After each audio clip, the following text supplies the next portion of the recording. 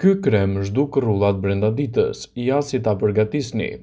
Rrullat janë në një proces që ndodhin me kalimin e viteve si një shenjë identifikuese e plakjes.